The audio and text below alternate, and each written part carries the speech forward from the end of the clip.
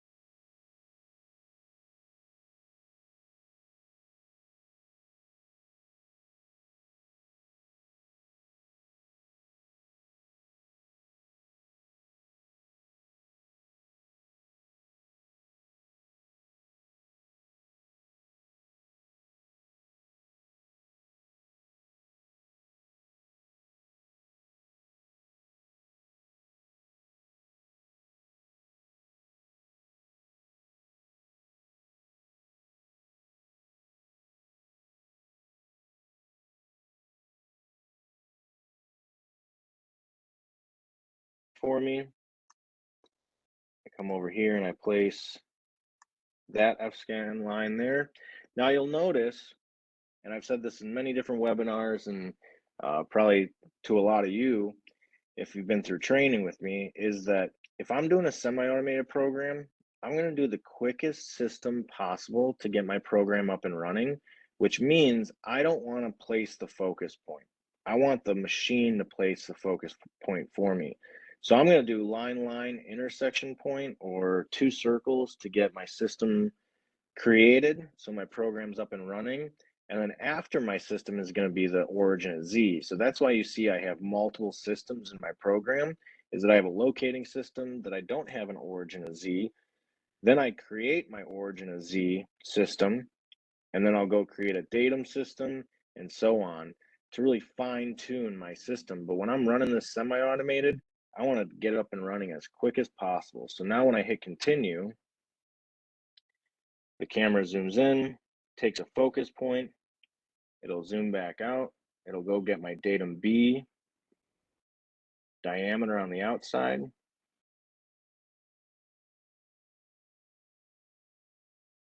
It's going to zoom back in to get a plane.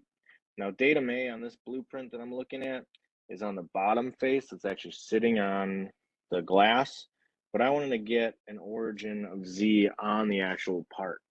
So a couple things with that is that if I am ever going to be measuring something per a datum structure, so if I need position or if I need profile or something that is in relation to my datums, yes, I do need to measure my datums, and my datums should be my system. But I also want to always make sure that my origin of Z at some point in the beginning of my program is on the physical part.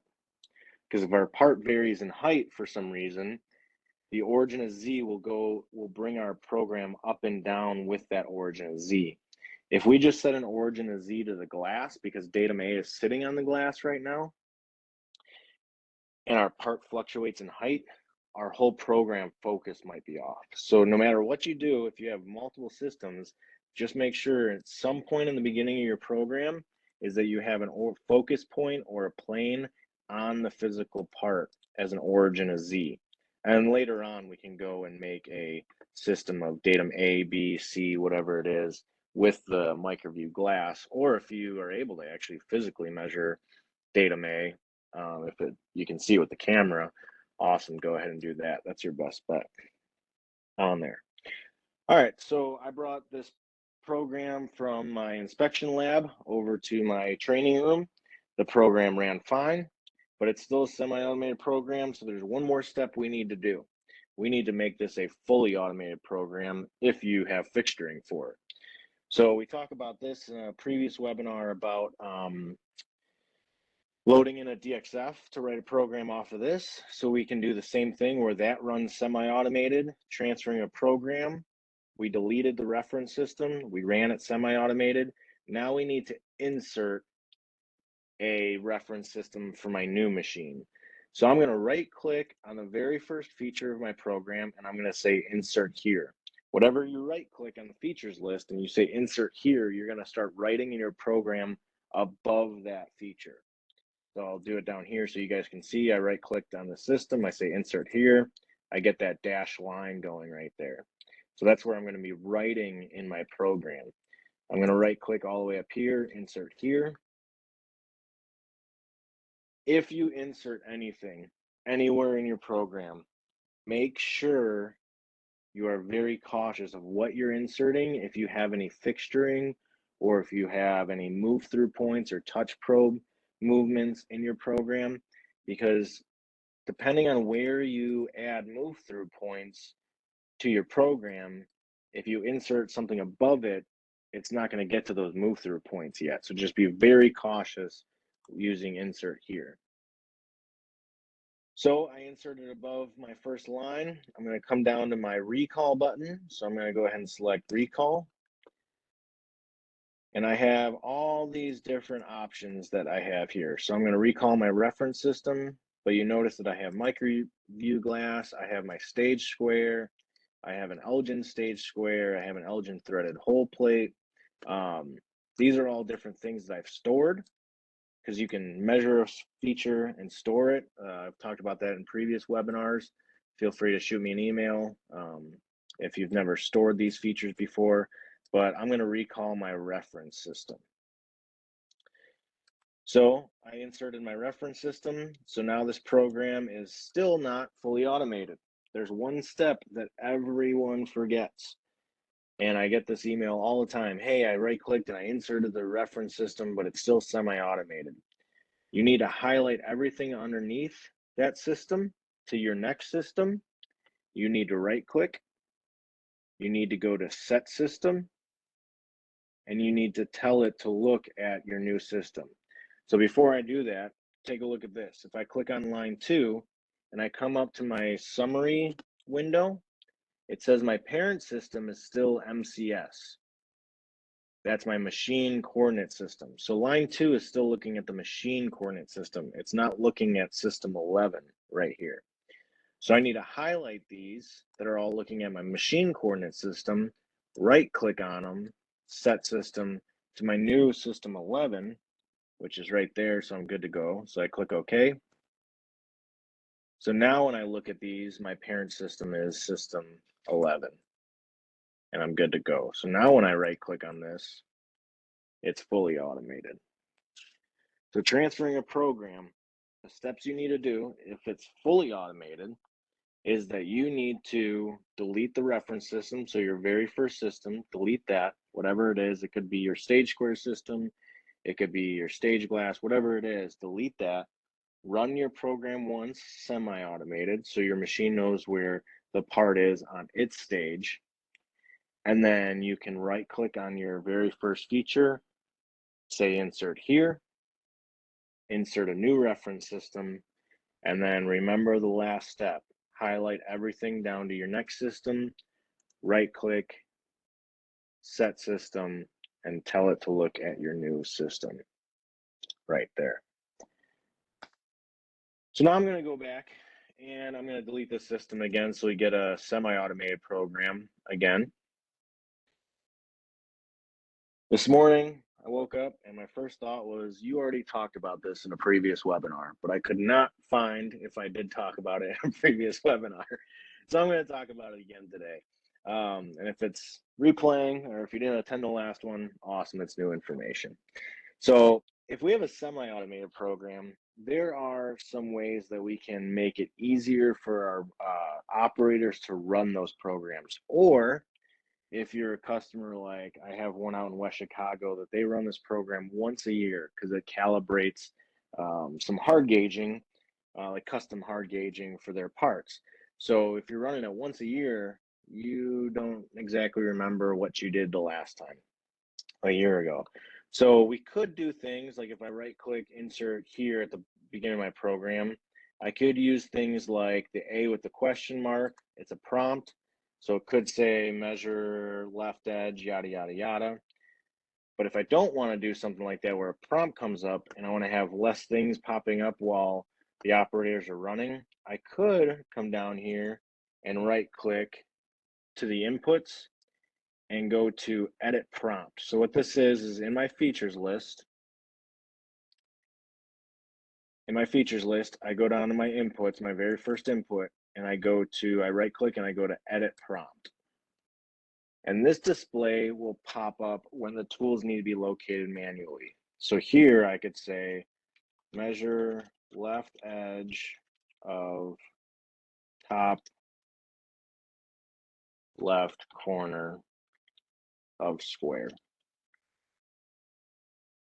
So now when I hit this run button, this comes up and the next tool must be located manually. It says measure left edge of top left corner of square. Also, you have the crosshair over here that helps you out, but we got a square feature somewhere if I could find it. So we got the square feature right here. Okay, top left corner, left edge. Okay, boom, got it there.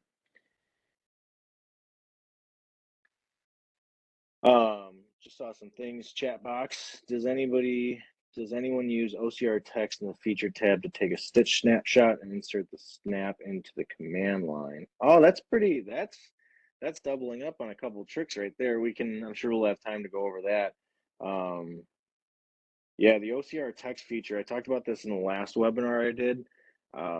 For 10 years, I had customers ask me, can you do a stitch snapshot? And we had no idea how to do the stitch snapshot. I was at a customer and they showed me a picture of this 12-inch blade it was clearly a microview program snapshot. And I'm like, how did you do that? And yeah, using that OCR text, once you do that, that's in whatever the last webinar is on the YouTube channel. I can't remember if it was January or March. We talk about that OCR feature text. But by the end of this morning, we can run through that again. And I love that idea of inserting it into your command line. So we'll hit that by the end of it. Help me remember if it becomes 11 o'clock and we didn't get to it. All right, so right clicking here, I'll go over that again. Got on a little tangent there. So down here, again, a little semi-automated trick is your very first feature, right click on your inputs, go to edit prompt, and you can type in whatever you want. So when you run your program, you get some directions right here. So the less that you have to kind of teach people, so you could just, train people, hey, the way that I program is every semi-automated program, I will put directions in this nice little box for you, and they can read that. And if your directions are good enough, you can run there. Also, each one of them, so if I come to line 3 and right click in the inputs and edit prompt, I could say measure top edge, if I could spell, measure top edge of square, and go on with that. So those prompts will change as you go there. That was a nice little right click on the input and semi-automated programs. Remember that. Some nice little prompts for people to follow along with. So looking at this program, I'm actually going to right click, insert here. I'm going to do a reference system so we could get this back to being fully automated so I can do less work. Also, always make sure to right click, insert at end anytime that you insert something. Now I'm going to run this program. And while this is running, I saw Rick commented, careful, it can bog down the system.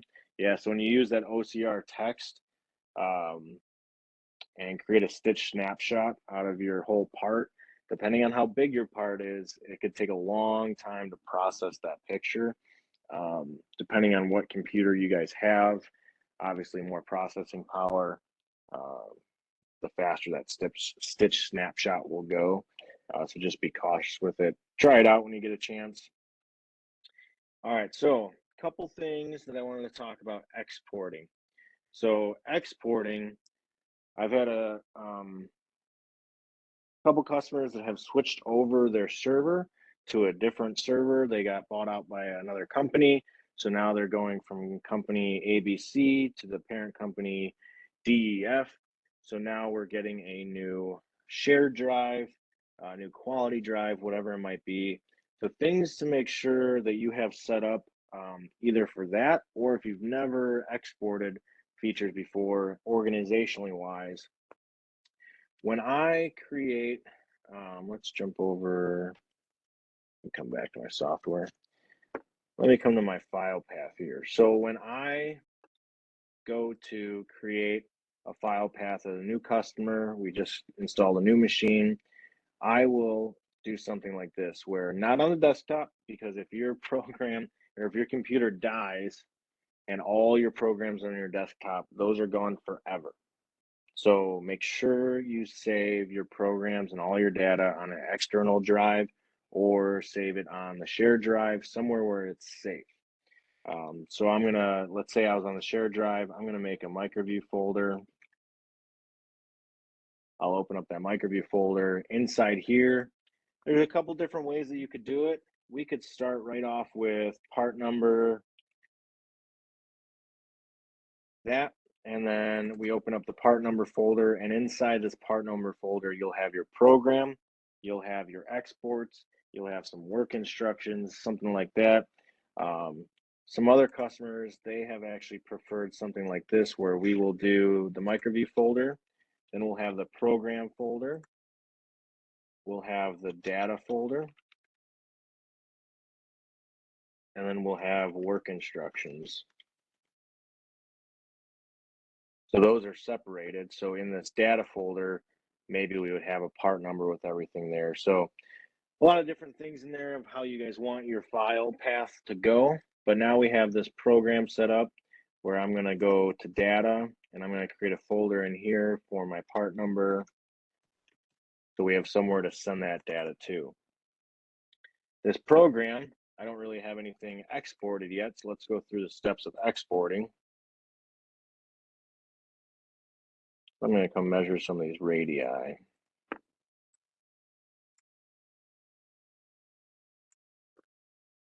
I'm going to just get some radius dimensions here.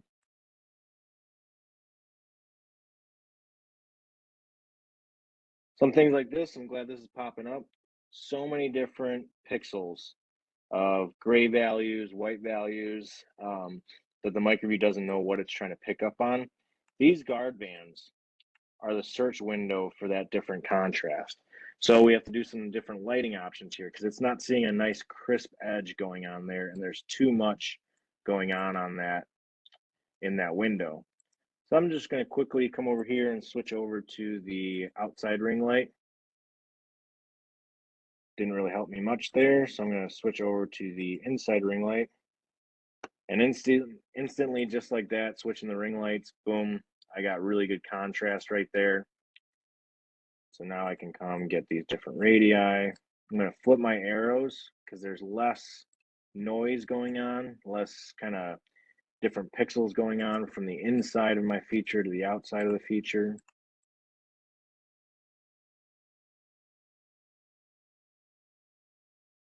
I got these different features I'm measuring. I got some radii, I got some lines. Ooh, that's a bad scan there. See where all these little blue dots are all over the place? That's where your actual scan data is. So we want to make sure that those points are nice and uniform. There's a lot of tips and tricks on the YouTube channel of making sure you have the best lighting and best scan going on. You guys can go watch those. Just do a couple more radii here. So we have stuff to export.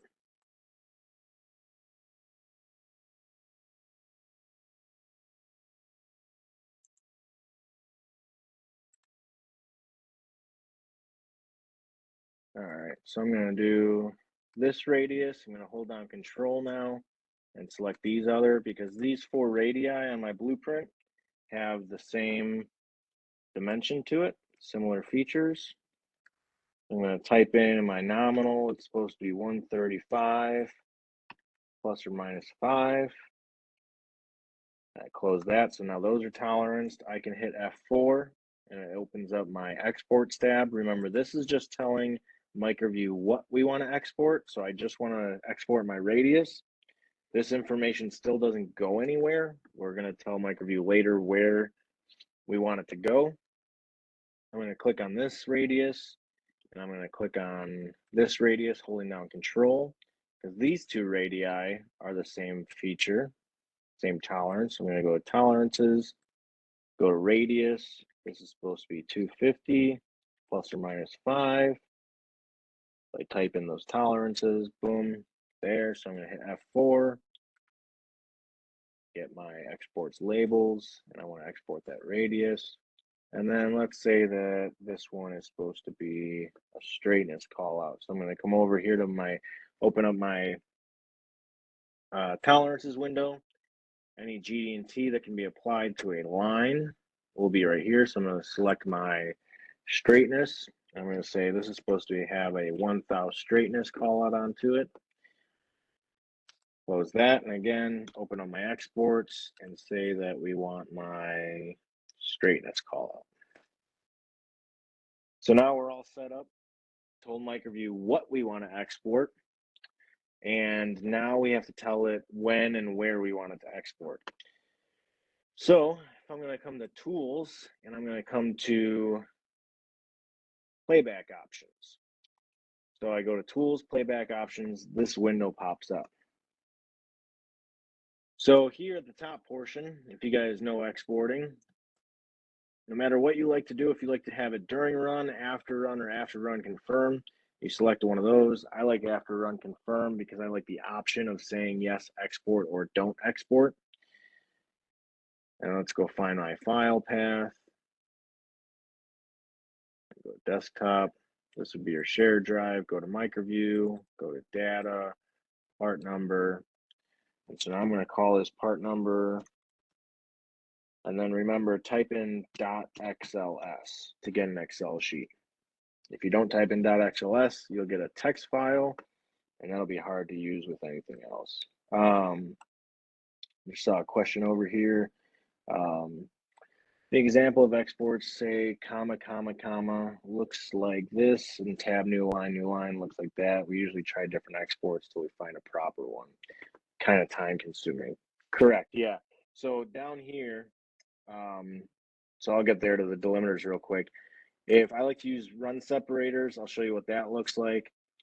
Now down here is the delimiter. So tab new line is what I personally really like, because our inspection sheet has all the actuals in one column.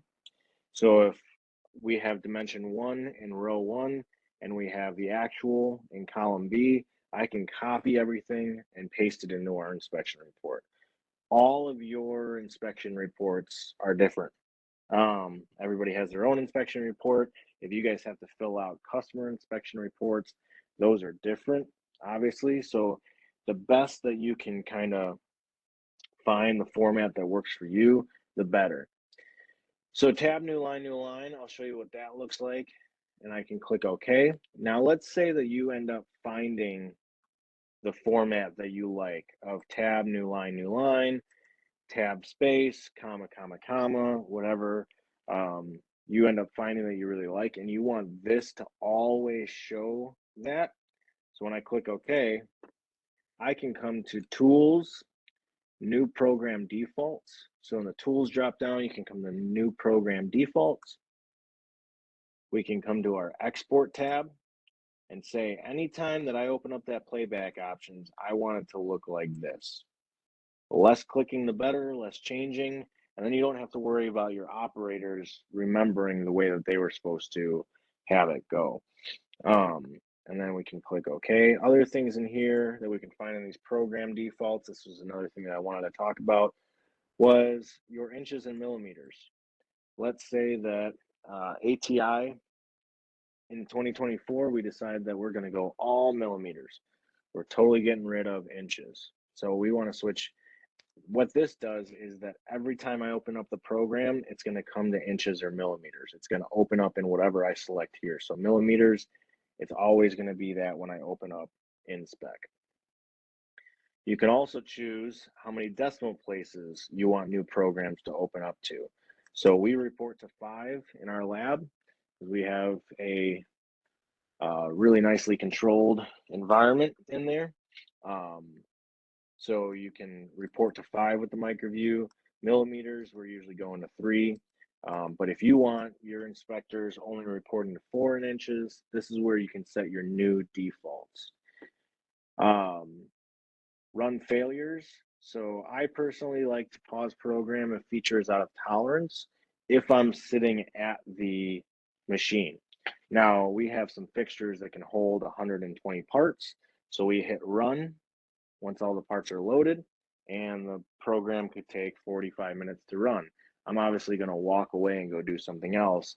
So I want to turn this off because I don't want the program to pause if something's out of tolerance. I'll deal with that later.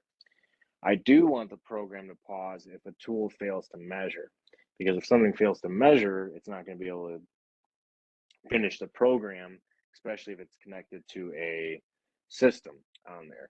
But also, if you are like, I'll deal with it later because it's going to take 45 minutes to run, select those off. But those are kind of more per program. So this is usually what my default settings look like. And then I can choose in another window if I want it to pause if a feature is out of tolerance right there. So program settings, you can change your inches in decimal places to millimeters in decimal places, whatever it is. Exports, if you have a common one that you always want your operators to use, you can set that up. Again, it's tools, new program defaults. run failures, and then temp comp. That's a whole other beast that we won't get into right now. But exports, you could set that up right there. And then we can go ahead and click OK. So now any new program that I write will have that.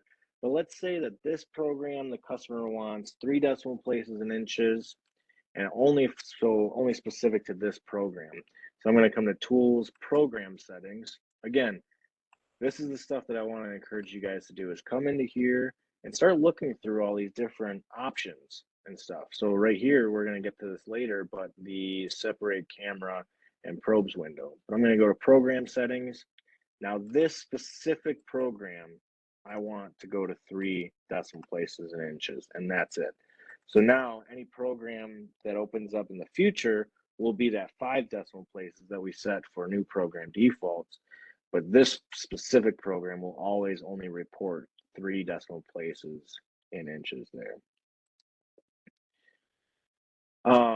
So now we're reporting to 3 decimal places. There was a comment and kind of question of like, is there any examples of what comma, comma, new line looks like, tab, new line, what those kind of look like? Yes, it is time consuming to figure out what we want it to look like. If you are trying to figure out what you want your Excel sheet to look like, what I do recommend is just coming to File, Export. So this program is fully ran. Everything is live. We have this data. The data is there. MicroView knows it's there. So what we can do is kind of come here to File, Export, find a folder. So I'm just going to do this on the desktop. And I'm going to go exporting test.xls. Now here, all I'm going to do is I'm going to do tab, new line. As soon as I click OK in here, that's going to be my, it's going to export to that Excel sheet. So do yourself a favor.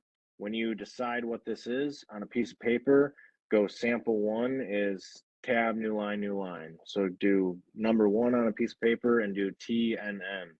So then we can click OK. Then I'm going to come back to File, Export, and I'm going to go tab, new line. So I'll write sample 2 is going to be TTN and click OK. Oh, and click no. So this is a good warning that pops up. I did not click append to existing file. So if we would have done this exercise and I did it like 10 times, I would have opened up that Excel sheet and it would have had 1 sample on there. So we'll say no, don't replace it, append to existing file right there. So I'll click OK. I'll come to File, Export, and I'm going to do tab, click OK, and I'll write down on my piece of paper that sample 3 is tab. Go back to Export, and I'll try comma, tab, and so on. We'll do one more. I tell this joke all the time. Every time that I do comma, I think of that one song. You guys can hate me for now. It's stuck in your head all day for comma. Yep, it'll be stuck in there for you. Now I click OK, and then let's go to my desktop here. I'm going to go to my exporting tab for test. This warning always pops up. I don't read it. Basically, Microsoft doesn't know where this Excel sheet came from. Ignore that. We can skip this for now. So here we wrote down on our piece of paper that the first one, if I can get out of this window, there we go. First one was tab, new line. So I like that because those are all my actuals in column B. So I have what my information is. Here are my actuals, nominals, tolerances, deviation. If you have anything that's out of tolerance, it'll be in the G column. But you guys never have anything out of tolerance. You all make perfect parts, right? So there is my information there that I need to copy and paste into my Excel sheet. This is tab, new line. It looks exactly the same, right? The only difference that will be is if we decided to export this arc radius, and then we also decided to, let's say, export this arc's XY location, arc 12 will have the radius here, and then it'll continue in the same row with the other information that you have for that ARC12. That's why I like tab new line, because it'll go ARC12 radius, ARC12 X position, ARC12 Y position. So each piece of information will be in a separate row on your Excel sheet, and everything will be in one column. Tab new line usually is ARC12 radius, ARC12 X, ARC12 Y going on there. This one, I didn't write down what I actually was doing, but you can see that it changes where if we do, I think it was comma, tab, you get the different pieces of information here, and then so on with all the different types that you can go there. So if you wrote down and you would find what piece of, or what type of exporting you like, that's where you could find it there on there. That's what I do, is if I'm trying to find the best way to export to a certain report, I'll just do file, export, change these things, click OK, file exports. That warning came up because I still had my Excel sheet open. So I'll do file, export, click OK, and just change my delimiters until I find the one that I want it to use. These previews, honestly, these things don't help me whatsoever. This is just a bad, like, I can't visualize it in my Excel sheet when I'm looking at this preview right here. So there's some things with the exporting and different options there. If we go to tools, playback options, this is where we automate it. We can also automate printing a report. So what I like to do is I like to do after run confirm. I will do print exports. And then I will always pick the portable document format option in this printer if I'm going to a PDF. I don't like to use any of the other options that we have here for PDFs. I like this one because I get to choose where this is going to save every single time. The other option, so if we go to Microsoft Print PDF, I can't click on where I want that file to go. So every single time that my operator runs a program, they have to choose the file location. I don't want them to have to do that. What I want them to do is run the program. It automatically saves the PDF in the location that I decide it to go to. So if we come here to MicroView, data, and I can say part number, and click open, and I'll do a pen date and time. Make sure you click a pen date and time, because if you run 10 parts, your Excel sheet, your PDF is going to be your last sample. It's just going to overwrite and overwrite and overwrite. A pen date and time will tag the little date and time onto your file name there. Now here, I told you earlier when we were doing the new program settings, if this specific program I want to pause when the feature is out of tolerance, that's where you find it. So tools, playback options, and then you can say this program only, pause program if feature is out of tolerance there. And we can click OK. That's specifics there. Now, another thing I wanted to talk about was tolerancing in the calculator. So I have had a few customers that, let's say that we are doing some surface roughness testing with our profilometer on a Mitutoyo SJ410, and then we're moving the part to the MicroView and taking measurements. We want all of our information to be in one Excel sheet.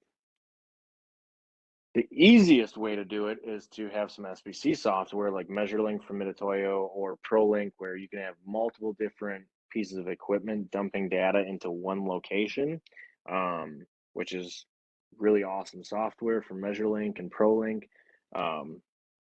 But if we don't have an option like that, and the last step in our measurement process is the MicroView, how do we get that surface roughness measurement into the MicroView to have it go into the same export location? I wish that we could just simply click A with the question mark with the prompt and say enter, let's say, torque testing results. So when we get to this part of our program, this will pop up and we put in, let's say, I'm just gonna make some numbers up. All right, cool. Well, we wanna know if that passed or failed. We cannot tolerance anything with a prompt.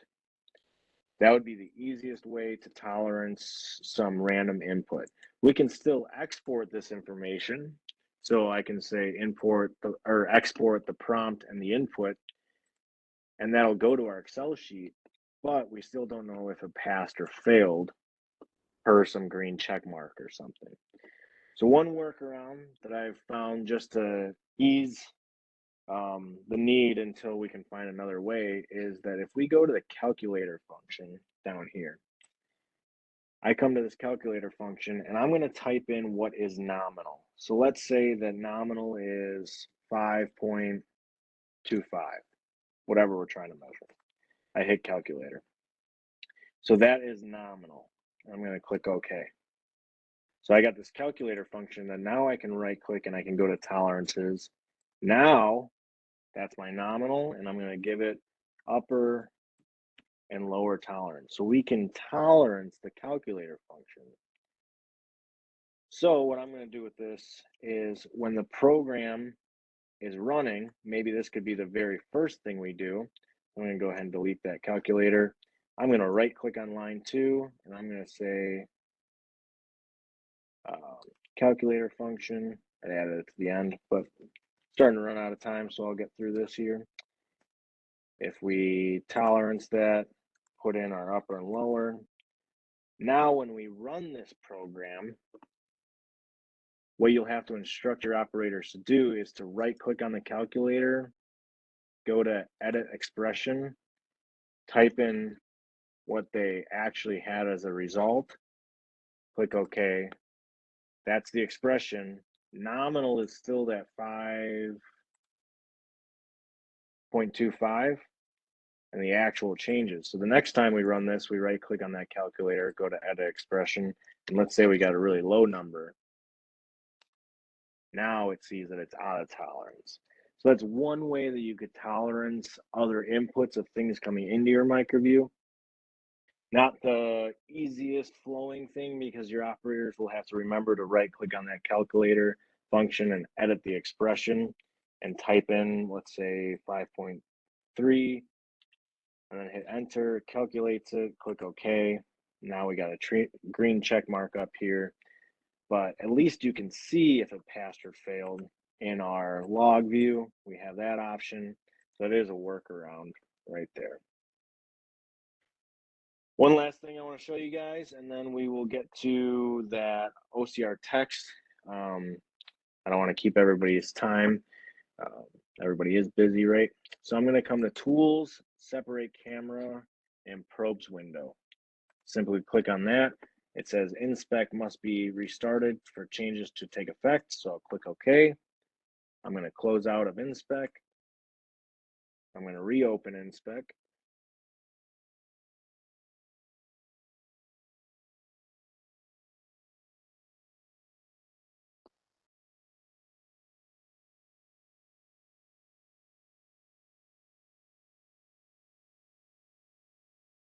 Taking a little longer than usual. There we go.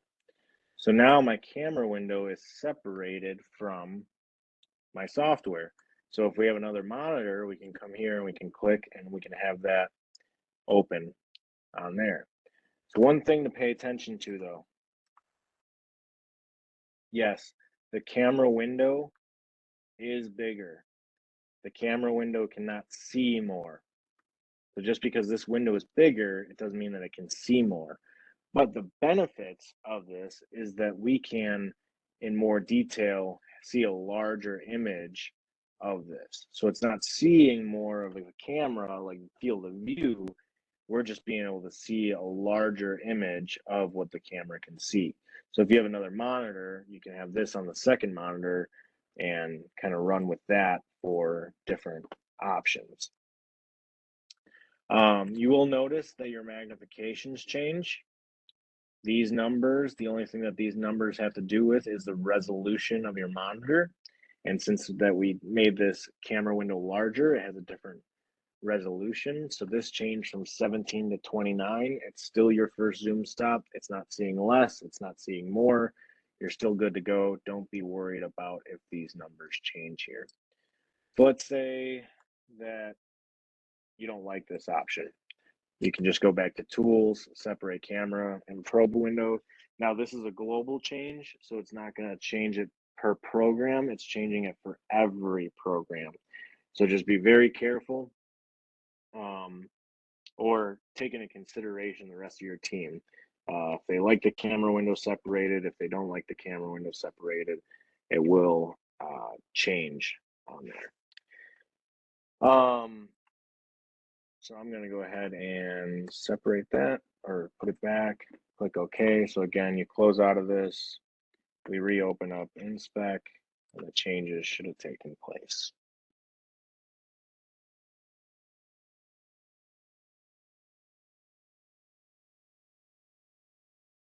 So see, we're back to 17. Oh, profile doesn't work unless you can see the profile light. So we're going to switch here. So the last thing we talked about OCR text in the last webinar, but here we go to feature, insert OCR text just because it came up in the chat window. I'm going to go ahead and do this. The way this works is that when you go to feature, insert OCR text, you click once in the upper left-hand corner, you click again in the lower right-hand corner. So you can go as far as you want, which I'm not going to do because I don't want this to take forever, is that I'm just going to right click here. And let's go a little bit farther. So this box is larger than the field of view. And it might be hard to see on your windows here, but there's a little play button right here. You click that play button. And you can already see the processing power going slow because I have a very small computer for this demo machine. And you see my thinking window. It's processing, It takes a little bit here. So just imagine if you have a computer with this standard amount of RAM, could take you a while to save this picture. So let's save that picture. So now when I right click, I can go to save stitch snapshot. So I imagine this is how you guys are doing it. That said, then I insert that into my command line. So I'm going to save this on the desktop. That goes September. I'll just save it as a JPEG. So that's saved. That stitch snapshot is saved.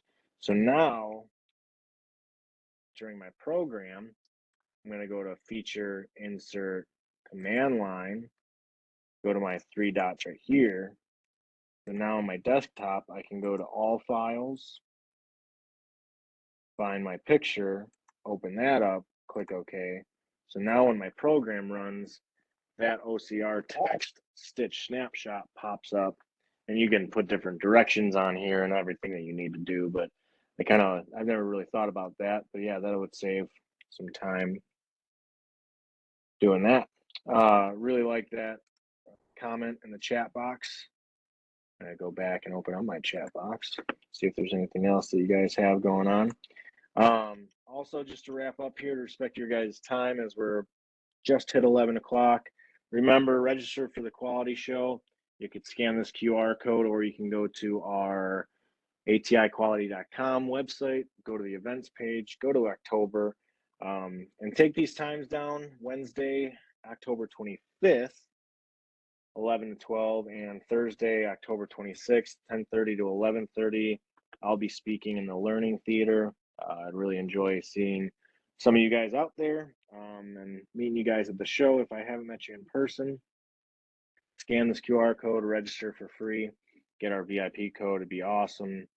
But yeah, thank you guys for attending.